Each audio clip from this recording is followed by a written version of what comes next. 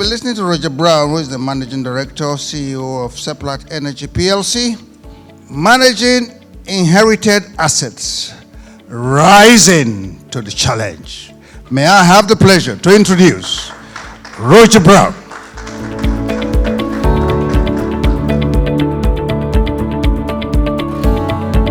Well, I want to talk to you about managing inherited assets, rising to the challenge. And rising to the challenge because, we're seeing the change of times here, massive change of times, and it's incredibly exciting. And you can see from 2009 to 24, we've been pretty active, okay, buying every couple of years.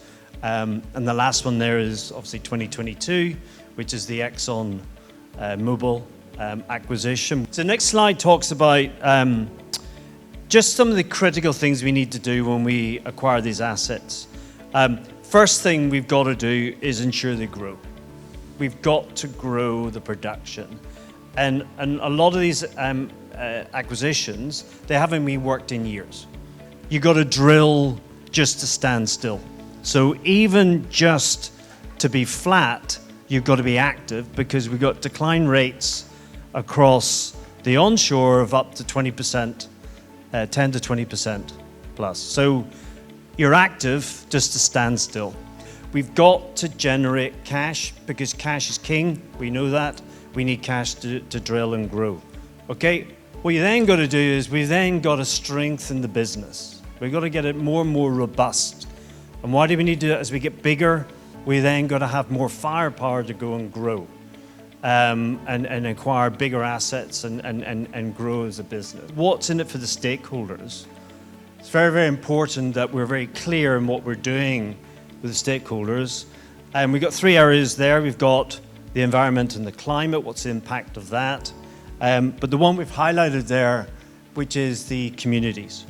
The communities must see growth. And I think over the years, through IOC ownership, I think that's been less demonstrated.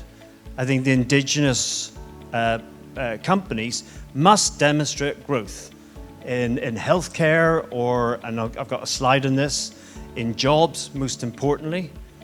People got to be employed and they've got to see prosperity coming from this.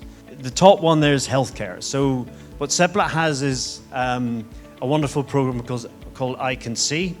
You can see here we've done over 100,000 eye tests. The plot on the chart is actually eye surgeries. So we're heading towards 5,000 eye surgeries. And as we roll out into new areas, we will bring this program in here. Education, we've identified that as a big area.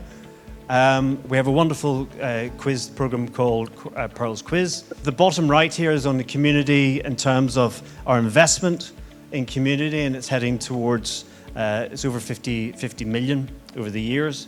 And then access, the last one here is a new one, which is access to energy, right? So it's really utilizing our skill set and actually generating energy within the communities, because this is what we need to see is affordable energy, which we can then translate into jobs. What I haven't mentioned is local contractors. We actually really focus on ensuring that we're using contractors, not just Nigerian, but actually contractors from the area we operate.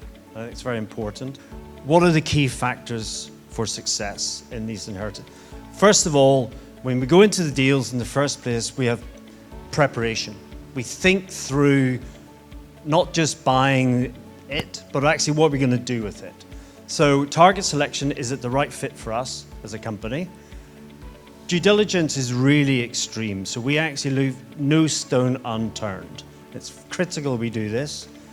We develop and communicate a good asset plan. So clear what we're going to do post-acquisition. It's got to be realistic as well, right? So we need to then look at, looks good on paper, conceptually, but can we actually implement it in practice? And then fully funded. So I would say that if you look at the previous divestments, it's a mixed bag, right? But the ones that have been successful have been able to attract capital and actually utilize that capital to grow. So you need to have a fully funded solution, not just to buy, but also to develop. Technical integration is another key one here, which is understanding your asset integrity solution. They're going to be old, mature assets. We have to operate safely. So how much of the CapEx are we going to spend on integrity? Very, very important.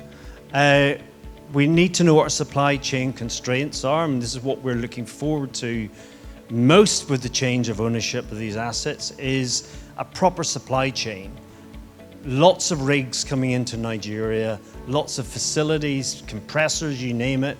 So it's much easier to access much needed equipment to deliver. We're going to align our systems and processes between our operation, what we're buying, and then clear is what we're going to do first in terms of improving it.